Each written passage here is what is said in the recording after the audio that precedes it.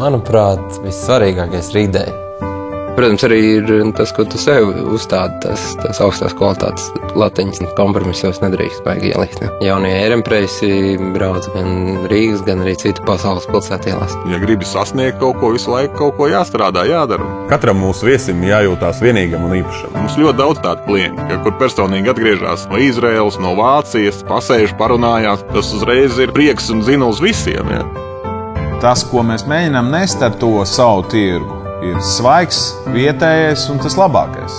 Jebkuram gribās uzzināt kaut ko par vietējo kultūru, un tirgus ir liela daļa kultūras. Mūsdienās vienkārši ir ļoti atvieglojošs elements, ja tu ar pāris klikšķiem tiec pie sevi interesējošās informācijas. Neliels, maz uzņēmums, maz biznesa, bet tomēr pie mums brauc no visādas pasaules galiem.